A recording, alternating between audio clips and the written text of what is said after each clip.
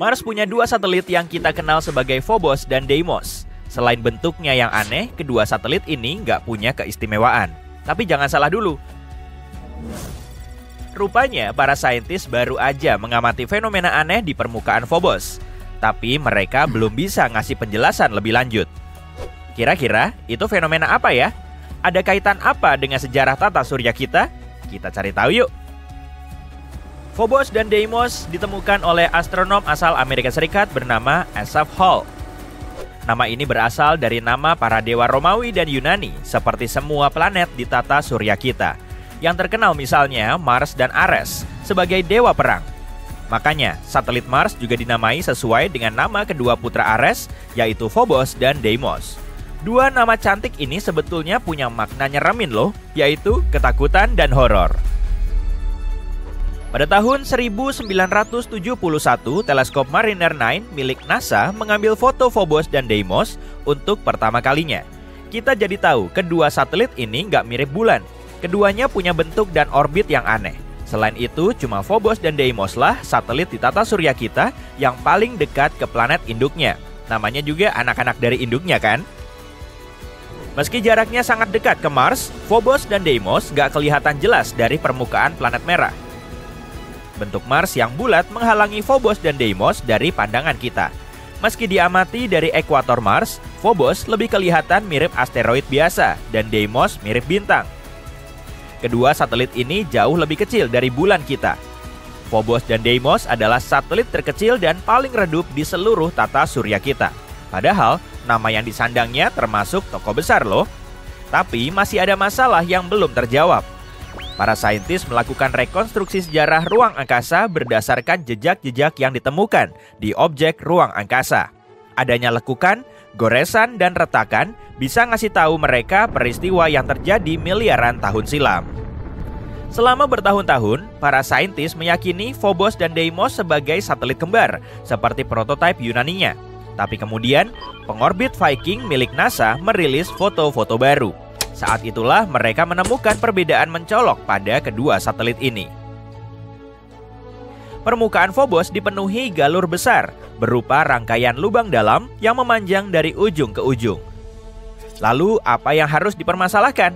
Lagi pula, banyak objek ruang angkasa juga punya galur serupa kan? Memang iya, tapi nggak ada yang sebanyak Phobos. Seluruh permukaan Phobos dipenuhi galur super besar yang panjangnya lebih dari 19 km dan lebarnya 200 meter. Bahkan ada juga yang saling berpotongan. Ini menunjukkan Phobos telah mengalami banyak peristiwa ekstrim. Memangnya peristiwa apa aja yang pernah terjadi di Phobos? Sebetulnya para saintis nggak begitu yakin, tapi mereka punya sejumlah teori. Teori ini nggak cuma ngasih tahu kita tentang masa lalu Phobos, tapi juga bisa memprediksi masa depannya. Teori pertama, tabrakan asteroid. Biang kerok yang satu ini udah jelas banget. Di Phobos terdapat kawah besar Angeline Stickney yang berdiameter hampir 9 km. Nama kawah ini diambil dari nama istri Asaph Hall yang menemukan kedua satelit Mars. Jadi menurut teori pertama, Phobos pernah ditabrak objek luar angkasa hingga menyebabkan benturan keras. Lalu, peristiwa ini menghasilkan kawah besar. Dampak benturannya juga meninggalkan banyak galur di seluruh permukaan Phobos.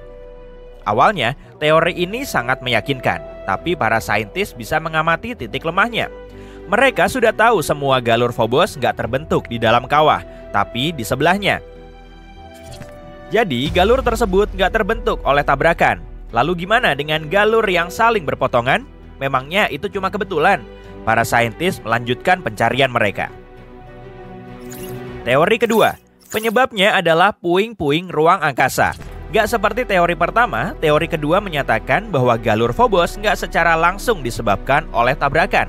Tapi begini kejadiannya. Ada objek yang menabrak Phobos hingga banyak batuannya terlempar ke ruang angkasa.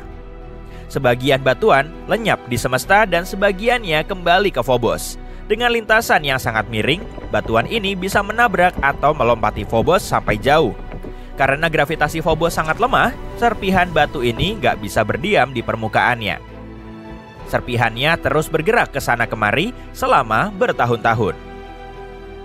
Lalu terbentuklah galur yang saling berpotongan karena area tersebut terus dihujani batu. Meski cukup meyakinkan, teori ini punya kelemahan. Di Mars dan di permukaan kedua satelitnya gak ada bongkahan batu besar. Serpihan batu ini pasti terperangkap oleh gravitasi dan berdiam di orbit Mars. Atau mungkin menjadi bagian dari Phobos. Kalau teorinya memang begitu, kita pasti akan nemu buktinya di bawah lapisan debu. Tapi kenyataannya nggak begitu. Teori ini nggak menjawab kebingungan para astronom. Makanya, mereka terus mencari biang keroknya. Mungkin galur itu nggak punya keterkaitan dengan kawah Stokny. Atau mungkin dipicu oleh hal lain yang lebih kuat. Jangan-jangan penyebabnya Mars sendiri. Teori ketiga, Mars jadi biang kerok terselubung. Kedua teori tadi nunjukin kalau Phobos dan Deimos awalnya menjadi bagian dari Mars. Lalu keduanya terpisah dari Mars dan menjadi satelit seperti bulan kita. Tapi gimana kalau kejadiannya nggak begitu? Menurut observasi yang dilakukan oleh Mars Global Surveyor NASA, unsur penyusun Phobos dan Deimos lebih sering ditemukan dalam meteorit dan asteroid. Bisa jadi Phobos dan Deimos termasuk asteroid. Apalagi di antara Mars dan Jupiter terdapat sabuk asteroid. Setelah mengamati ukuran, bentuk, dan komposisinya, para saintis menduga kedua satelit ini pernah jadi bagian dari sabuk asteroid. Keduanya melesat keluar dan akhirnya tertarik ke Mars oleh gravitasi. Fenomena ini dinamakan dengan penangkapan asteroid. Tapi kok aneh banget? Meski penangkapan asteroid bisa aja terjadi, kedua satelit ini sudah melayang di dekat Mars selama miliaran tahun. Orbitnya juga masih sama. Selain itu, atmosfer Mars sangat tipis dan gak bisa menangkap asteroid. Menurut teori, Phobos dan Deimos seharusnya sudah lama terpisah dari Mars. Tapi kenyataannya nggak begitu. Jadi, kedua satelit ini telah terjebak dan Mars mulai menghancurkannya. Plot twist banget kan? Dalam teori ini, Mars punya kekuatan jahat. Dengan merunut ke masa lalunya, kita bisa nemu sejumlah bukti aktivitas ekstrimnya di masa depan. Galur misterius di Phobos bisa disebabkan oleh kekuatan pasang surut antara Mars dan Phobos. Bumi dan bulan juga mengalami hal yang sama, sehingga saling mendistorsi. Tapi karena posisi Phobos terlalu mepet ke Mars, efek gravitasinya jauh lebih kuat. Artinya, gravitasi Mars lama-kelamaan akan menghancurkan Phobos. Tiap 100 tahun, jarak keduanya berkurang 1,8 cm. Ukuran Phobos juga menyusut sampai 2 meter, sehingga makin rentan dan lemah. Makin kecil ukurannya, makin besar dampak gaya pasang surutnya. Terbentuklah sejumlah galur dan goresan di permukaan Phobos. Dalam 30-50 juta tahun, Phobos diperkirakan akan menabrak Mars atau hancur menjadi serpihan batu kecil. Lalu, Mars akan memiliki cincin seperti Saturnus dan Neptunus. Makanya, Phobos juga dijuluki sebagai satelit Mars yang terkutuk. Semua itu memang masih teori, tapi dengan mengamati latar belakang Phobos yang super dramatis, kita jadi tahu dinamika objek luar angkasa. Dan dengan mendalaminya, kita bisa menyingkap lebih banyak misteri. Nggak cuma Mars, tapi juga objek lain di tata surya kita. Kalau kelak Mars bisa jadi koloni manusia, kita akan sangat terbantu dengan mempelajari Phobos dan Deimos ini. Semoga aja misi eksplorasi satelit Mars bisa menyingkap rahasia menarik yang masih tersimpan. Bola api besar sejauh ratusan juta kilometer dari kita adalah benda paling terang dan paling besar di tata surya. Kalau Jupiter seukuran bola basket, maka bumi cuma seukuran anggur kecil. Tapi matahari bikin Jupiter nggak ada apa-apanya. Bola api besar di langit ini terdiri dari hidrogen dan helium. Diameternya 1.400.000 km. Berarti 100 kali lebih luas daripada planet biru kita.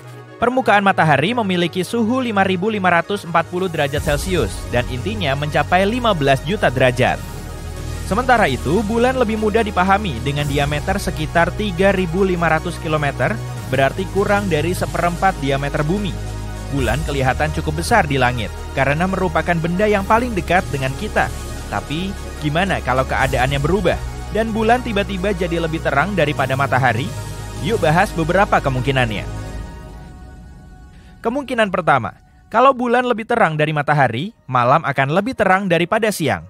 Artinya, siklus tidur bakal terganggu. Semua hewan malam bakal kebingungan. Jadi, jam berapa kita harus berburu? Begitu kata mereka.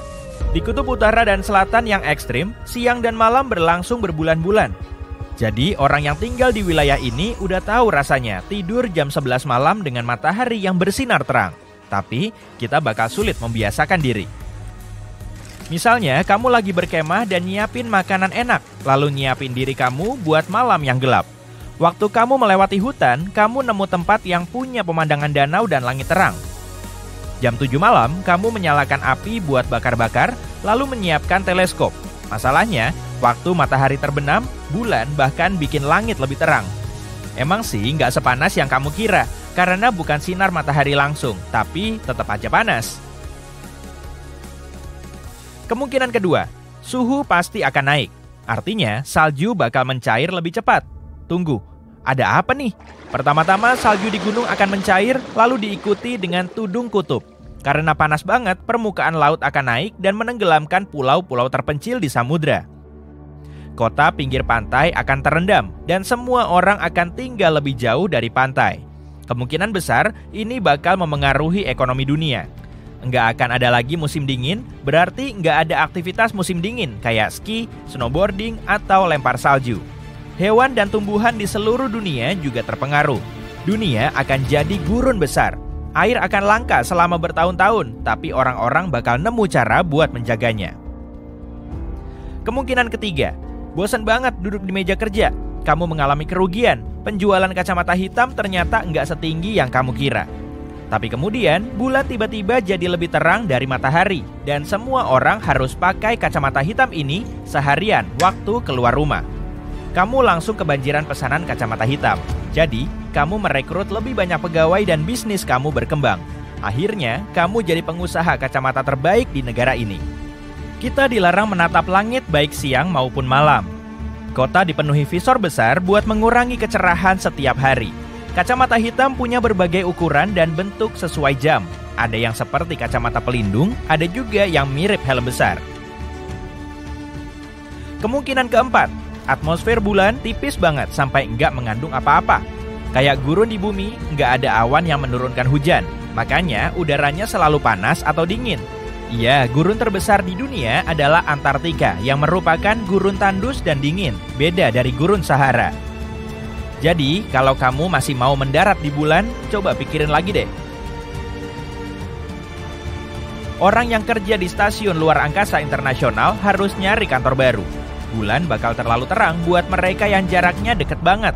Kalau bulan cuma lebih terang, tapi panasnya sama aja, stasiun luar angkasa cuma butuh penyesuaian buat menghindari cahaya. Kita melihat bulan dalam berbagai bentuk karena posisinya terhadap matahari.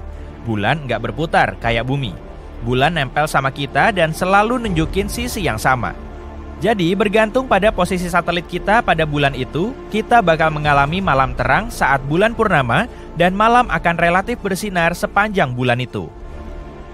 Kemungkinan kelima, kalau lebih terang dari matahari, bulan akan lebih panas dari matahari dan mungkin ukuran bulan akan jadi lebih besar. Gravitasi di bumi akan berubah pesat karena ukuran baru bulan. Struktur orbit akan berubah dan memengaruhi benda langit di luar angkasa. Planet bakal mengorbit mengelilingi bulan. Bumi mungkin akan menjauh dari matahari. Kalau kayak gitu, semuanya harus menyesuaikan pada perubahan drastis gravitasi. Kalau gravitasi jadi lemah, bangunan nggak akan punya fondasi padat buat berdiri dan akhirnya runtuh. Jembatan dan monumen besar juga bakal roboh. Orang-orang nggak akan bisa berjalan normal. Cara jalan manusia bakal jadi aneh. Kemungkinan keenam. Dalam banyak kemungkinan ini, aku cuma nyebut kalau bulan lebih terang dari benda yang memancarkan cahaya. Tapi dalam hal ini, cahaya harus berasal dari bulan yang memantul dari matahari. Artinya, matahari harus 2 kali lebih terang dari sekarang. Kalau matahari 100 kali lebih besar, cahayanya akan lebih terang. Hal itu bisa membahayakan. Matahari bakal memancarkan banyak radiasi yang berbahaya untuk semua makhluk hidup di bumi. Tarikan gravitasi matahari bisa menarik lebih banyak planet ke orbit buat mengelilinginya dan bikin benda lain di luar angkasa masuk ke orbit matahari. Planet bakal ngumpul di galaksi kita, tapi kita bisa aja terlempar dari orbit. Pastinya, hal ini berisiko besar buat semua yang ada di bumi karena kondisi akan lebih panas dan kering dari sebelumnya. Kemungkinan ketujuh, kalau kita membahas bulan makin terang, kita juga bisa berasumsi bulan lebih dekat ke bumi daripada sekarang. Kecerahannya sih nggak bakal jadi masalah, soalnya gravitasi bakal bikin perubahan besar pada bumi. Tapi, setiap hari dan setiap saat akan terjadi gelombang pasang. Gelombang itu ekstrim banget, sampai kota pesisir selalu kebanjiran. Semua pulau bakal tenggelam, sehingga menambah populasi di kota. Biota laut bakal seneng banget waktu air tumpah ke darat. Perahu dan kapal selam harus dirakit ulang buat kondisi baru ini. Perjalanan udara bakal jadi prioritas, tapi kapal pesiar besar bakal kelihatan futuristis dan punya bodi tambahan biar tahan sama ombak besar. Malam bakal cukup terang pada hari-hari biasa. Suhu global bakal naik dan melelehkan salju sehingga membuat permukaan laut semakin naik. Komet dan benda langit lain akan tertarik gravitasi dan lebih dekat. Jadi, kita harus selalu ngelihat ke atas waktu keluar rumah. Tapi tenang aja, bulan masih akan lama ada di atas sana dalam kondisi seperti itu. Hubungan bumi dan bulan emang rumit.